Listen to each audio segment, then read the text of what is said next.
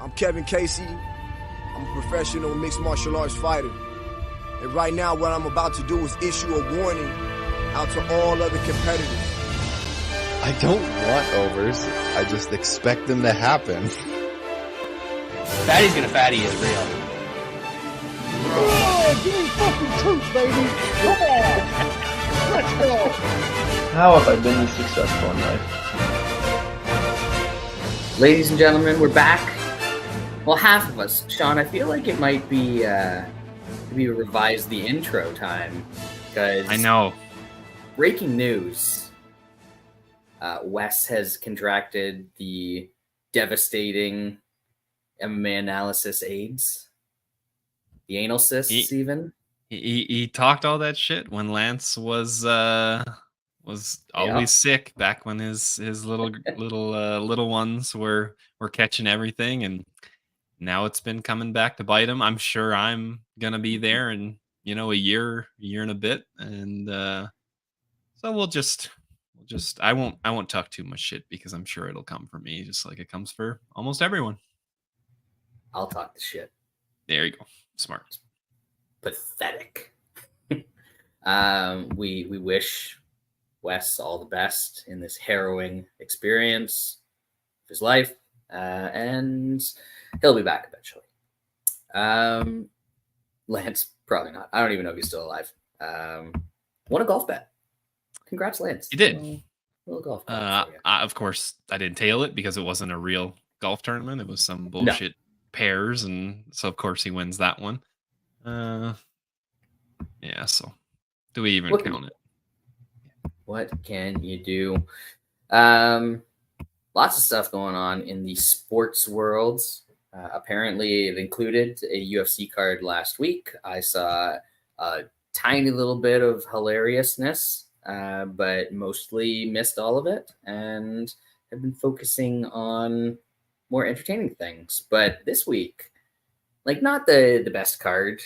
As we were saying before the show, not the worst UFC Brazil pay-per-view card. They've got some bad ones back in the day, but it should be fun. It's going to be a good atmosphere at least, and that always makes a card a little bit better. A lot bit better, actually. A lot better, especially in Brazil. They'll wish a death upon non-Brazilians, and it will be enjoyable, and it will make fights a lot better than what they would be if they were in a hollow warehouse where nobody knows if it actually happened. Indeed. But first, we're going to very quickly run down the card from last week. I saw like a couple rounds of fighting in this one. Just other stuff more interesting.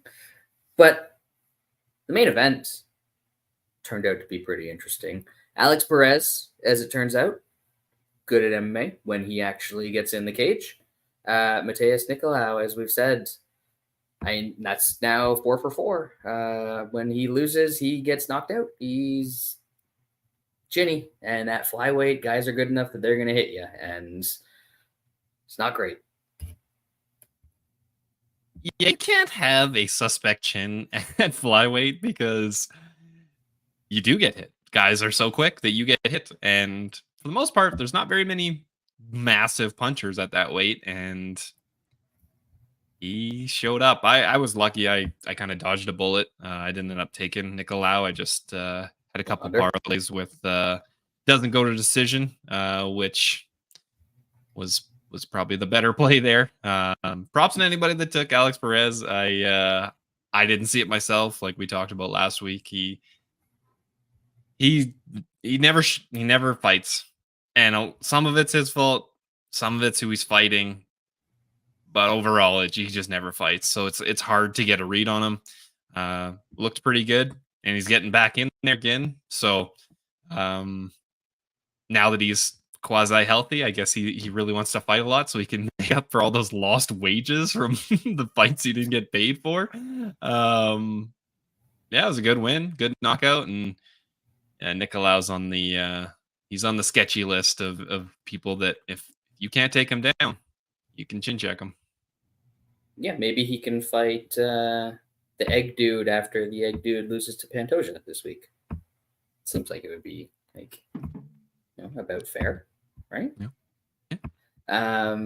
Anyway, the rest of the card, I imagine that this was hilarious. I haven't seen it myself, but Uzbek Anthony Smith wins second round TKO, specifically 3 minutes and 16 seconds into the second round. Some fatty's gonna fatty action here. As I said, I didn't see. I definitely left some money on the table. We had talked about it. We were talking about take over 1.5 or fight starts round 2 just for contrarian in this fight. But generally we thought somebody was going to get smoked, and these guys were shitty enough that it lasted.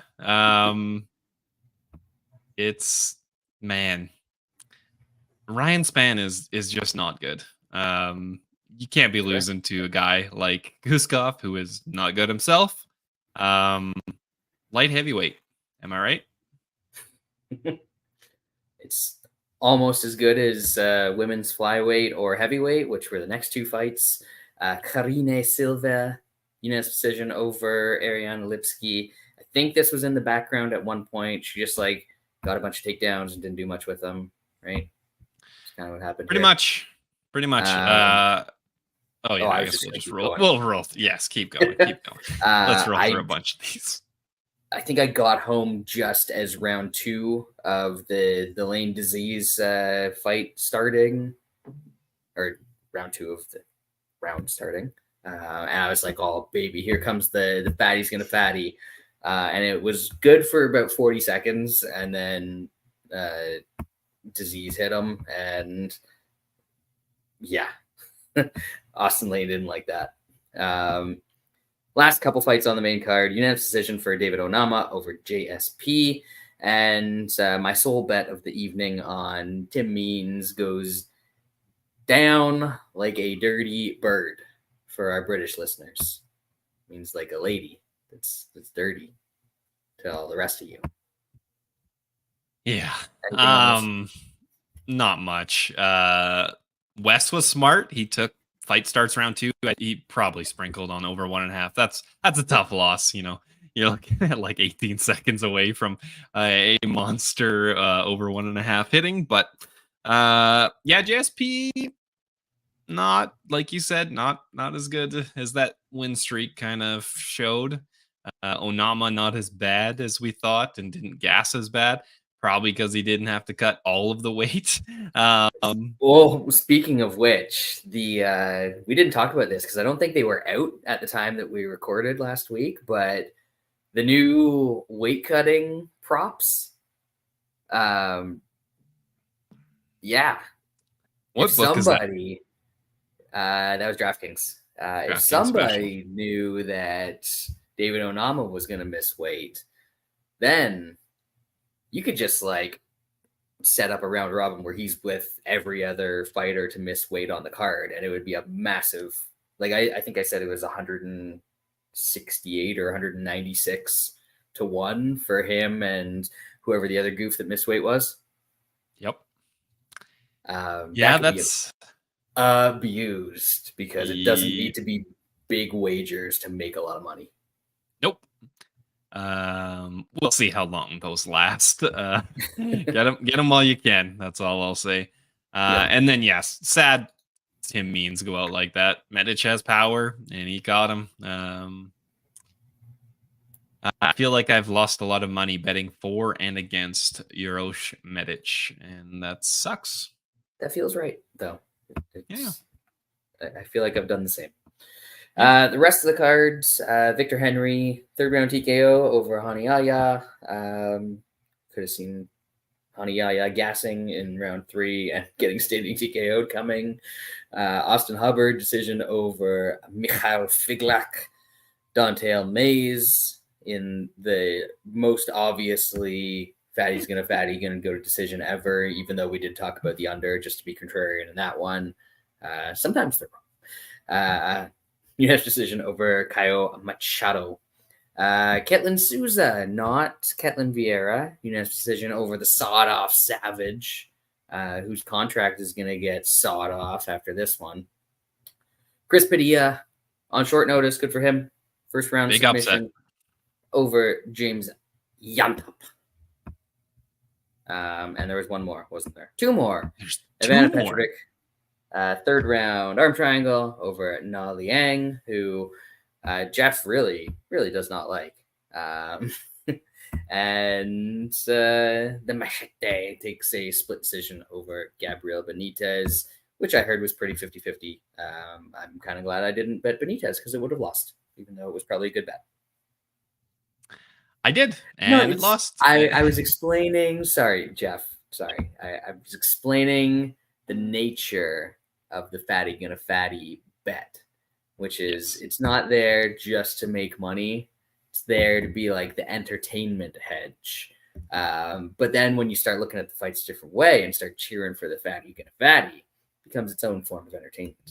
It's an art, brother. It's an art. Also, when Fatty's Gonna Fatty is like minus 200, is it really Fatty's Gonna Fatty? Yeah. It's the book saying like Fatty's Gonna Fatty. Yeah. Not us. They're in on it. We talked about Victor Henry round 3. It was not priced very well. I think we were both kind of hoping for at least a plus 1,000. I didn't look at what it was for at Bet365. Their props are usually a little bit nicer than Bet Online. Wes was able to grab that on a nice little local, and props to him. Yeah, I don't have much. Na Liang is not bad. Just gave up. It's over, and he's going home. And yeah, Benitez, good bet at plus 180, plus 200, but it don't matter because it didn't cash.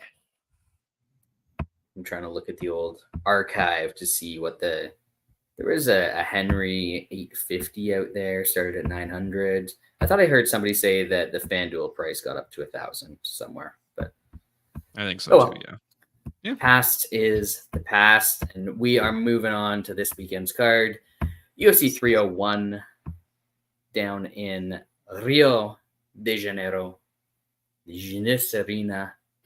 We get to hear Bruce Buffer announce all of the like Brazilian provinces and cities before he gets the fighter, which is kind of fun because he butchers most of them. It's a good time to be had. We're going to kick it off. Obviously, the headliner of the card is the flyweight title, but the actual headliner of the card is Aldo coming out of retirement to beat up some schmuck who's in the top 50, because that's a very Jose Aldo thing to do. But we're going to start it off in the flyweight division. Alessandro Costa taking on Kevin Borges. Is his nickname like, it's got to be something that rhymes. It's got to be like definitely not Kevin Borges, right? You would think so, but he's from Peru, so no. Huh. It always throws me off. Do you remember there was that really tall Brazilian dude that was supposed to be a good striker, and his name was just like Kyle. It was just like some super white name for this Brazilian dude. I'll look it up while you're talking, but he's fought on a couple of Brazil cards. I don't have much here. Both these guys lost to guys that are pretty good in the UFC. Costa has a win against Jimmy Flick, which doesn't mean anything really. I'll pick Costa. I think he's just a better guy. I don't really care too much. At this weight class, a lot of these fights can be very, very close. Borges has a shit ton of finishes. Didn't get a finish on the Contender Series. Lost by decision against Josh Van. He might be one of those guys that just waxed shitty low-level fighters in the Brazilian regional scene. So I think it's probably gonna be Costa kind of taking him into deeper waters and beating him. It was Kevin Souza. Kevin Souza. Sorry. Yeah, So I guess there's a lot more like South American Kevins than I thought. Yeah. But his actual name was like something super Brazilian. Oh, it was, yes. Edmilson Souza. Yeah. But his nickname was Kevin. Yeah. It's like greatest nickname ever. He was actually pretty awesome. He like did well in the UFC and then lost one fight and got cut for whatever reason. And then did he just give up? Or did he lose on regional No, scene? he didn't. He fight, was it Patricio or Patricky? He fought one of the Pitbulls in Bellator. Oh, Patricky. Yeah. Patricky. Yeah, there you go. So he fought for a while after the UFC. But anyway, that guy was good. I am rambling because I don't really have anything on this fight either. I mean, obviously out of the running for Toutmaster, unless I pull off the Chris Bailey special and miss a card, but still end up in the top 10, which would take a miracle at this point. So I'm going to start leaning in pretty heavy to the old dogs. But man, this one's so close. Doesn't really matter. I just kind of like the way Costa fights. So I'm going to pick Costa here. Lightweight division, Ishmael Bonfim, who we looked it up before the show, confirmed he is the bad Bonfim, and he's taken on Vink the Picklefucker. Yeah, it's a bit of a wide line. I know the Bonfims have had some hype. They've kind of,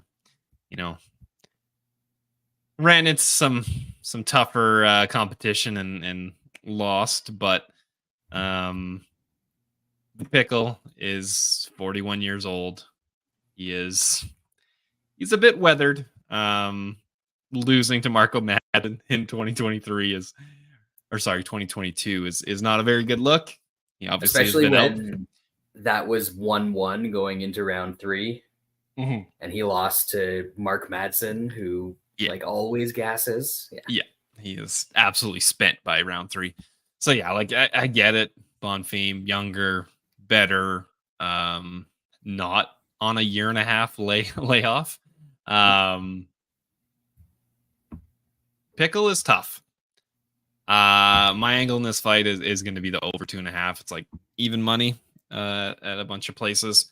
I haven't bet it yet, but that's my look. I think Bonfim is going to win. He's going to be the better guy, but I don't think he can get the pickle fucker out of there. Yeah, similar thoughts here. Obviously, I saw the line, and I wanted to find a way that I could bet the Vink Pickle in this one. But I mean, the layoff, the age, what we just talked about, gassing and losing in the latter stages of a fight against Mark Madsen, those things don't really bode well for him here. But this is the bad Bonfim. He's not a great finisher. He's not going to come out there and just like style on dudes like his brother will. He'll grind out a decision. And I think that is exactly what he'll do, between it being in Brazil, so the crowd reacting to everything he does, and Pickle just being old at this point.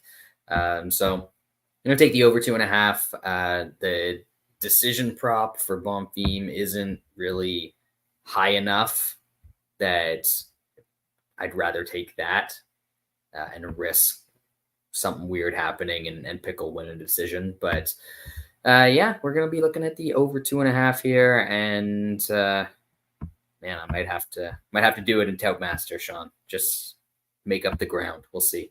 Gotta do it. Women's flyweight division, Dion Warwick Barbosa taking on Ernest. Is that you? Did they let that guy out of prison?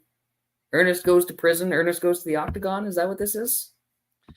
Didn't Ernest go to heaven or hell? Probably. I would imagine hell. I got nothing on the site. We'll pick the dog and Toutmaster.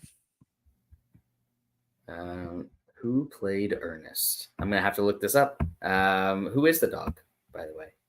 That'd be Ernest. Ernest. Wow. This is literally the first time I'm seeing both of these names, folks. Not gonna lie to you. Don't care. Oh, probably Ernest not gonna watch. died in 2000. Wow, it's a long time. That's a Maybe long that's, time you ago. know, some people die so long ago, but they also faded out of the spotlight, so you don't really think about them. So you're like, Ernest must just be alive, chilling, wherever. Did he even have time to do the crimes, or is Ernest clean? Are we good with Ernest? That was We'll see. that was pre 9/11. Nobody knows. Jim Varney. Good show, Jeff. Yeah, nothing on this one. Sure, we'll take the Eastern European chick because she's probably on. She might not be on the better steroids.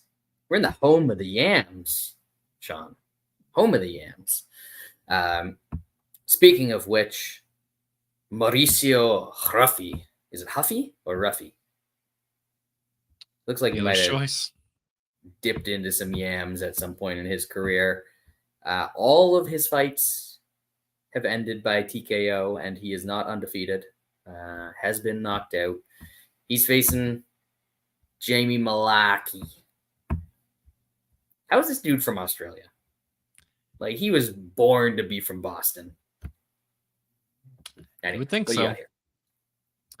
Not too much. I've backed Malarkey in a bunch of his fights, either him or over 2.5, and he's let me down. That chin is a liability at this point. Was obviously winning that name off fight and then just gets knocked the fuck out.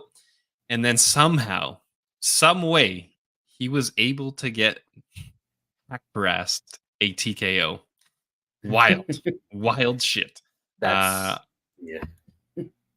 Ruffy is gonna be all in on the Mountain Yams, and he is going to dispose of Jamie Malarkey. Not sure how you want to play it. Ruffy inside's like -160, almost his money line price. So I'm just staying away. I'll pick the Ruffy to crush him. This is kind of interesting. You look on some of these newer Brazilian guys' records, you get the little blast from the past, like Hanis Torres. Somehow, Ruffy fought him last year. That dude was in the UFC forever ago, and now has a record of 43-10. So he hasn't really like fallen off or anything. But that's kind of interesting game to see on somebody's record in 2023. Yeah. Malarkey gets hit way too much. Starting to not wear those shots as well. But I'll be damned if this doesn't feel like the classic Contender Series fade spot. Yep. Like, this guy's coming off the... in this case, it was the third round. So just kind of like, dude got tired and fell over, and he got the finish at the end of the fight. For all of Malarkey's faults, he's not going to do that. He's going to keep coming at you unless you put him out, which dude could very well do. But if anything, I'm leaning towards Malarkey. If this gets up to like 2-1, I'm going to take a shot just because that's ridiculous. So, yeah. I'm looking more at the Malarkey side here. Love it. Love the Malarkey. Lightweight division again. Joaquim Silva. Drakkar Klose. You think he's the best smelling man in MMA? I would hope so with a name like that. That's you're just kind of a letdown if you have that name and then you just smell, I've seen some people back in Joaquim Silva. I know people like to fade Drakkar Klose, but the dude wins. It's not always pretty, but he wins. He's not fighting amazing fighters. I understand that. But he's also not going to 3-round decisions and losing a round to Clay Guida in 2023, which happened in that Joaquim Silva fight. I'll pick Klose. I'm trying not to bet him because laying that kind of juice on a guy that, is not amazing in Drakkar Klose is sketchy, but I guess I'm just not seeing what people are liking in Joaquim Silva. Yeah, close. Feels like he is always going to be a sketchier play out there than he ends up being. I think it's probably a lot of holdover from the whole Stevens whiplash debacle, and people have kind of held on to that. But this dude's good. Even he's got 2 losses, and even in the loss to Benny, that was a nutso fight. Life or death. Yeah, that could have gone either way. So, yeah, I think Shaun's probably pretty accurate here that it's closest fight. And again, even though I've seen it a million times now, I still don't feel great about betting him as a favorite. So probably stay away from this one. I guess I think that close wins a decision, though. Don't think it's going to be all that fun. There's going to be some booing and some Uva Maruin in here. All the fun stuff that the Brazilians do. Next up, featherweight division. Jean Silva taking on William Takanori Gomi-san. This one should be fun. I think Gene Silva will make it a fun fight. It's hard to take too much away from him just murdering Weston Wilson, who should not 100% should not be in the UFC, should never have been in the UFC. People warned everyone that he should not be in the UFC, and that obviously came to fruition. Yeah, so it's hard for me to get a good read on him just crushing absolute terrible competition. Went to war on the Contender Series. I think I'll pick Gene Silva. It's in Brazil. That does help these fighters. He is violent. I think he probably gets it done, but don't really want to bet him. What do we got for totals in this one? Yeah. We got like 2.5 minus 165. Interesting. So the under here, even like the ends inside, is plus money. And Silva is like pretty much KO and early KO at that, or bust. Yeah. I'm interested in what happens if this goes a couple rounds, because his early losses in his career, I haven't watched them, can't speak to them all that much, but they're both by decision to guys who weren't very good. Is his cardio good now? Because we know that the little Takanori there can grind some stuff out, usually against bad fighters, but is Silva going to turn into a bad fighter after one round? I understand why this one is priced why it is, and I am going to stay away. Maybe look for the live bet if you're going to be watching live. Silva comes out hot. If Gomez, That's a good one. I know not you, but maybe somebody who's listening to this might be. Gomez can survive. Might be worth a shot. You'll probably get a lot nicer number than what he is pre-fight.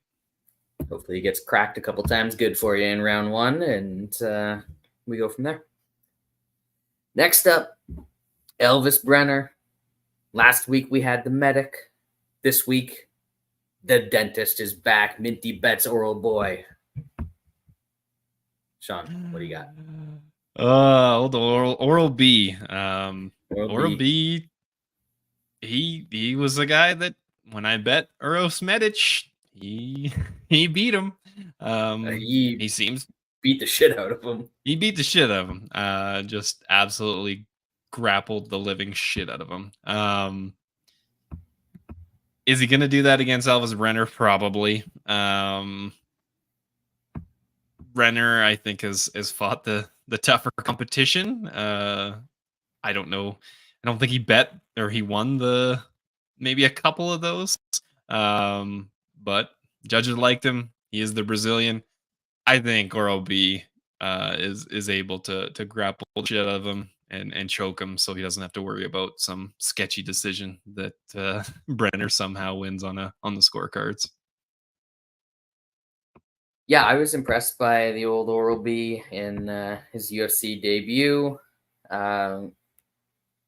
Interesting to see if he leans quite as heavily into the grappling here, because Brenner does scramble well. He's got a good guard. Trains with Bronx. I mean, come on. What are we doing here?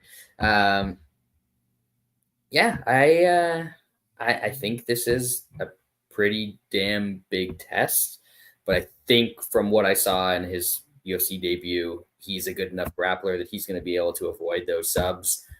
Brenner really hasn't had a lot of grappling success in the UFC anyway. It's been more like just turning stuff into dogfights and, keep coming at guys later in fights and that sort of stuff and wearing them down. So I think the Oral-B gets this down enough and takes a decision, but yeah, not looking to bet it. And Brazil. So I know that the UFC brings their own judges from Vegas or whatever, and it's the same guys, but it's the atmosphere that really influences the judging more than anything. When Brenner does anything here, it's going to get a reaction. And when Oral-B lays on top of him, I don't think the fans are going to be too appreciative of that. So we'll see what happens. Women's strawweight division next. Yasmin Lucindo. Yasmin feels like it should be like Austrian. You should get Arnold to announce her. Sound great. Taking on, and he could do a good Carolina as well. That'd be fun. But yeah, Carolina Kovacevic is still fighting. I thought she retired like a decade ago. Not only is she fighting, she's on a 4-fight win streak. That is strawweight in 2024. Sure is. My goodness. Jeff, you are right. Oral-B is cutting down to 155, so he might even look better. I don't. No, he's talking about old Huffy. Oh no, he's talking. I think he was also talking about Oral-B fought Medic at 170, and now he's fighting at 155. So, sorry, I was reading the previous comment. Oh, no worries. Yeah. Lucindo should win this fight. It's pretty brutal, minus 450. She probably takes down Kovacevic and probably finish her. It's just minus 450 on a lower level strawweight fight is a tough pill to swallow. I don't know what the props are, if they're even nice. I mean, over 2.5 is minus 205. So, but then Lucinda, that's good. Fight ends inside the distance plus 140. Lucindo wins inside the distance plus 135. Love when those props do that. I'll pick Lucindo. It goes against everything we talk about when there's just huge favorites, but I think she gets it done. Easiest fight on the card to pick. Carolina Kovacevic. Definitely Toadmaster pick. Maybe a little bet. We'll see. We'll see what we do here.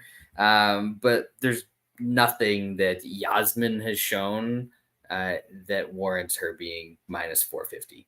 I mean, you fought Polyana Viana, who stinks. She was the one that dated like Colby Covington for a while too, wasn't she? Yeah. So she obviously makes bad decisions. And Joe Brogan was her other fight. Yeah. Like, this always happens. Like, maybe she is the female prospect that's finally going to break through. But this always happens where you get a couple shitty wins and then somebody's minus 400 against a veteran who knows how to win some fights. So even, and she's not even that old. She's 38. 38 women are just coming into their prime. Ooh. Carolina Kovacevic taking a decision in this one for me. Next up, we are in the featherweight division. Once again, excellent fight here. Joe Anderson Brito, Jack Shore. I don't have anything bad to say about it. It's incredible. Shaun. Great fight.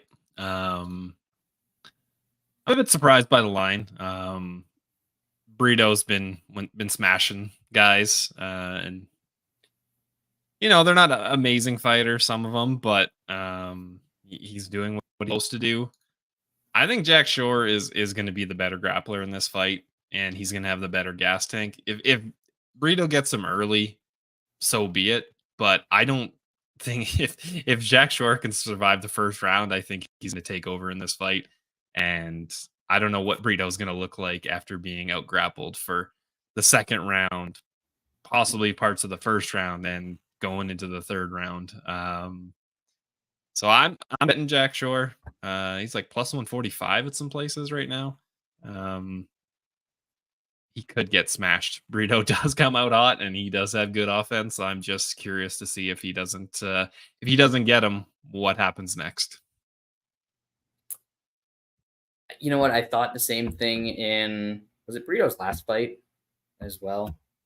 Or a couple fights ago it was the last fight against JSP, where I was like, oh man, he's just going to get paced.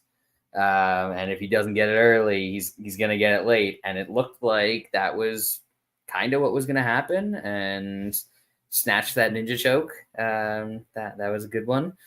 But mostly I do agree with you that Brito has to get a quick finish. He has to get something dynamic here, or else he's going to get grinded on. Jack Shore is like if Jonathan Pierce was smaller but good. So that's going to be helpful.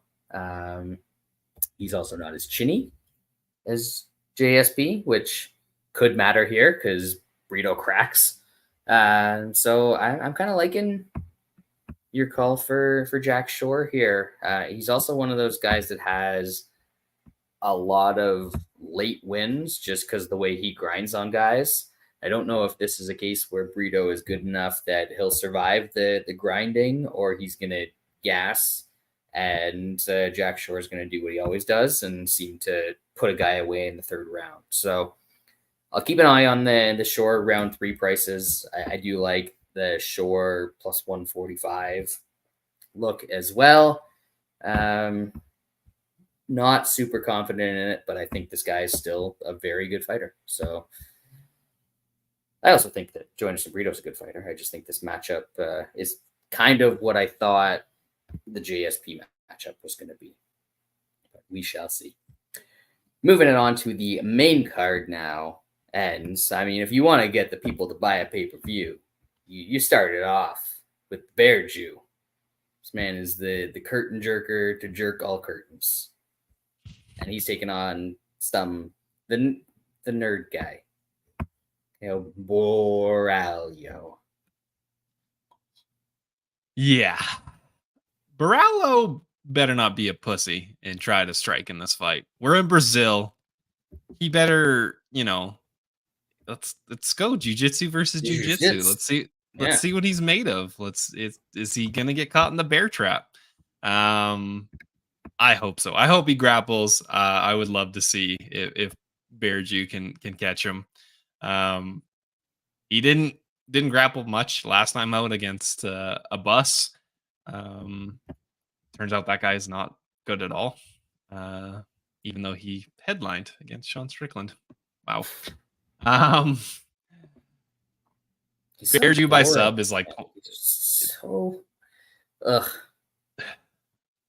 like not a bus. He's probably boring too, but yes, this guy is painful to watch. It is weird that he is fighting the first fight on the main card. Usually they put more of an action fight.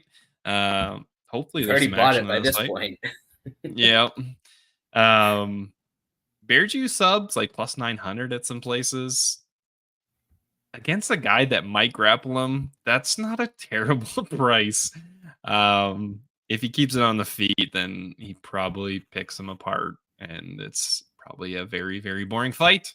I'm always looking to throw a dart, at least one, on a card, and if 365 comes out and I can get 4 digits on Bear Jew by sub, I'm probably in for a couple bucks.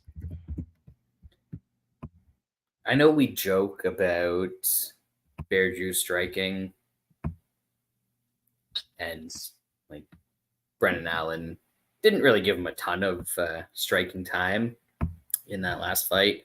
But I think it has looked a little bit better. I don't think that BOREalho is some incredible striker that if this stays on the feet, he's just going to blow out the Bear Jew. But there should be grappling here.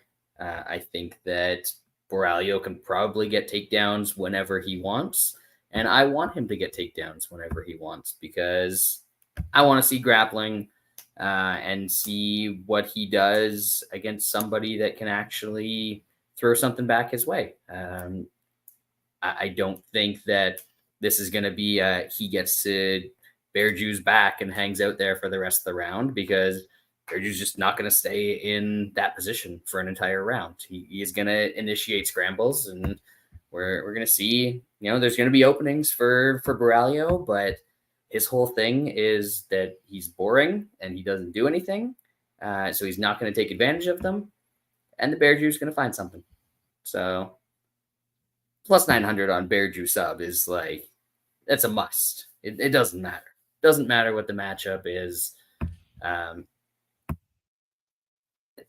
People will learn eventually. You know what? I think that Bear Jew might be the crowd favorite when it comes to this fight. We'll see. We'll see. People love the Bear Jew. He travels well. Staying in the middleweight division, Michel Pereira taking on Ihor Potieria. In another universe, these men would be brothers, soldiers in arms. But they're fighting each other in Brazil on Saturday. It could be weird.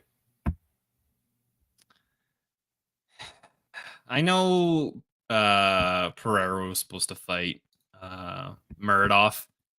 Felt like they could have found somebody a little bit better on a month's notice, but I guess not.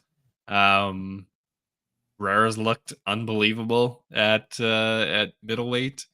I don't expect that to stop against Potieria. I just don't really see an angle to bet in this fight. He's just a massive favorite. Him inside is still juiced up. I will just probably sit back and enjoy some violence.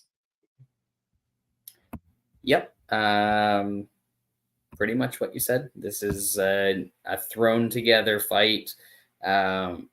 Maybe we get some weird stuff out of Pereira. That's the best thing that we can hope for. Doing less and less of that recently. Maybe like back in front of the Brazilian crowds. There we go. Yeah. He's spurred on and does a backflip or something like that. But other than that, I don't find this to be a particularly interesting fight. Maybe the under 1.5 or whatever Pereira's early props are. Round one's only plus 120. No. Maybe the under 1.5 here. I think he probably gets it done quick. Usually good fighters blow Potieria out. And yeah, that's about it, unfortunately. Keeping it hot for I know I said main card a couple fights ago. This, just to confirm, this is still the main card. Bringing the heat so far. Now we got the light heavyweights, Anthony Smith, Vitor Petrino. Vitor Petrino definitely has been to the old Mountain Yam Fields. District. You call it a potato field? Potato patch? Yeah. Hillside? Oh. Something. Yeah. I'll have to look that up. Yeah. It's Petrino's gonna win this fight. I'm interested to see if he can just blow out Anthony Smith. I don't think so. Petrino, for the most part, is a grappler.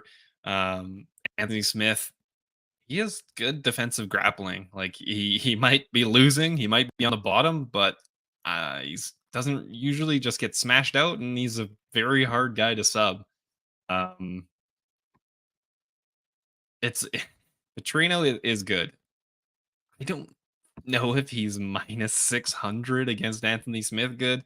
Smith did just take an absolute ass whooping against against old Khalil Roundtree. And he is obviously has, 50, what does he have? 56 fights. Yep. So that body is in rough shape. That being said, I like to lose money. So I am probably going to take a look at fight goes to decision at plus 600. Petrino couldn't finish the Pleasure Man. He did not finish Tyson Prey last time out. Let's hope he takes it easy on old Anthony Smith. Yeah, that's a real high number. Like, and it's not like he's finished good fighters before. He finished a bunch of guys on the regional scene, as all Brazilians do. The Gadzi Murad, he finished him in round 2, which I could do if I could make it to round 2 against that dude. Yeah, he has not beaten good fighters. Never mind finished good fighters. Ooh. I'm not even convinced that he wins this fight. Like, I know Smith's old. He's been in wars. Again, another guy who knows how to win fights.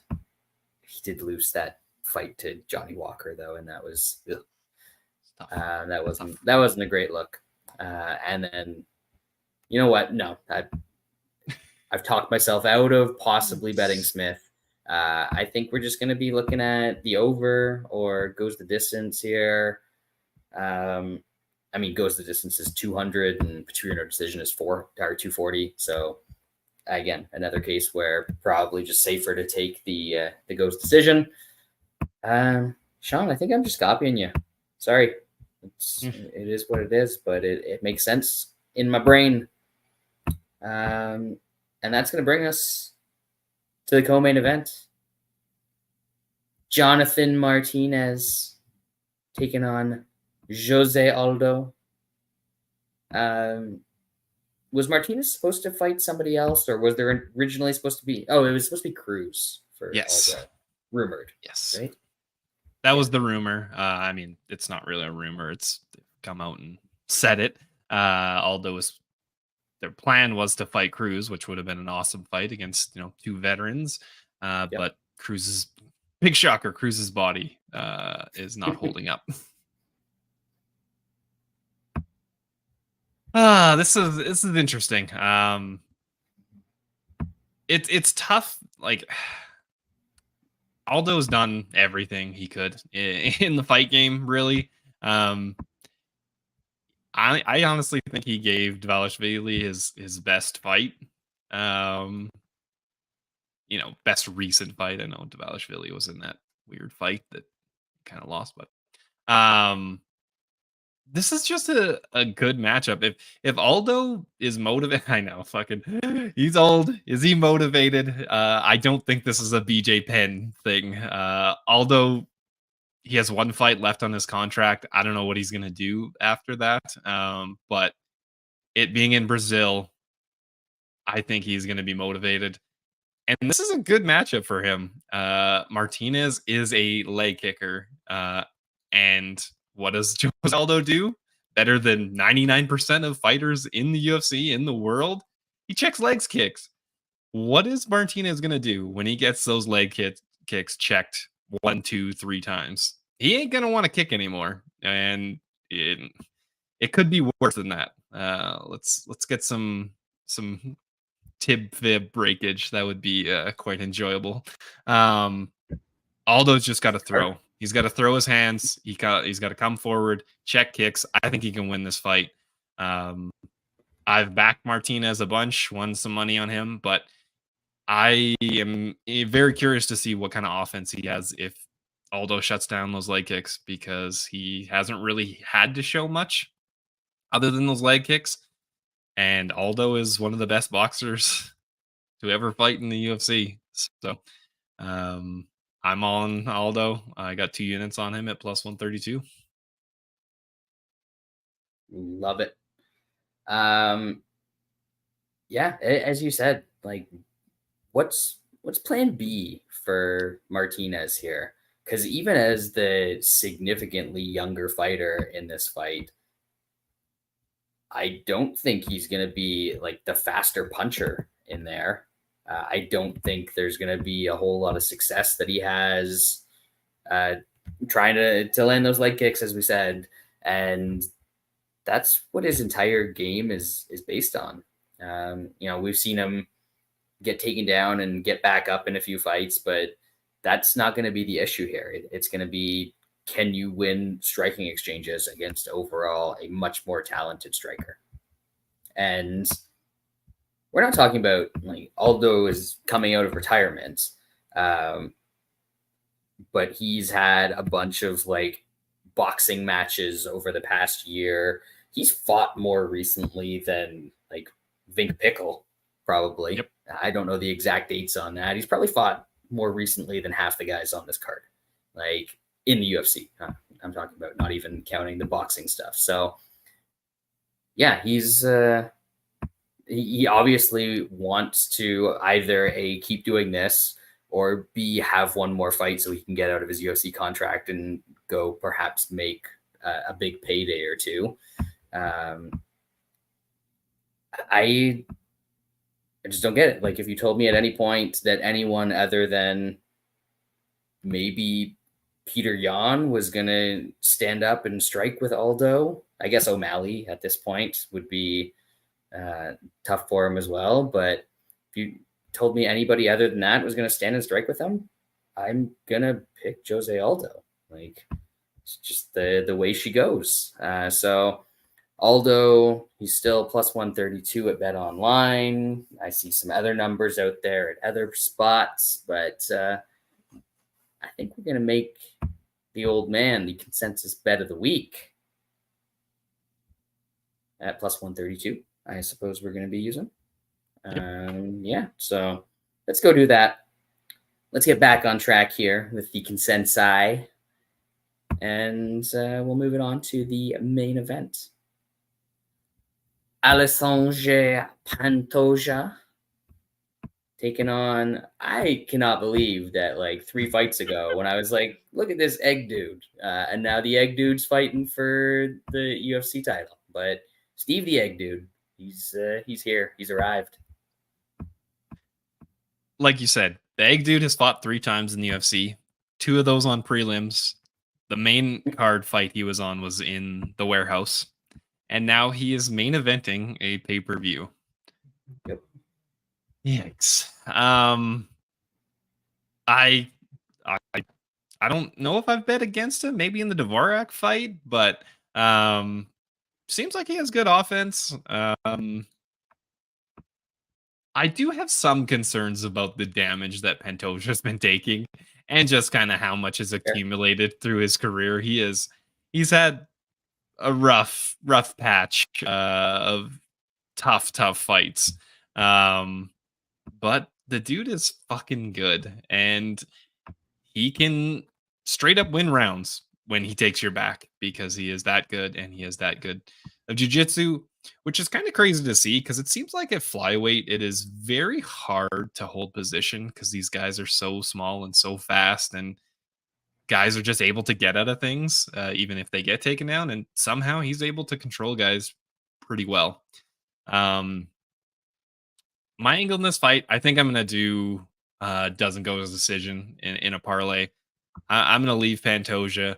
I hope he gets it done. Awesome dude, awesome fighter. If he gets him early, I think Pantoja can kind of get him at any point in the fight. He can get him super early, he can get him super late.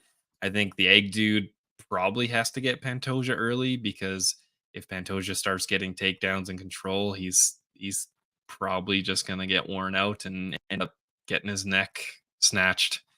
So yeah, I haven't bet it yet. Probably gonna put it in a parlay, and I will take Pantoja to get a mid-round sub.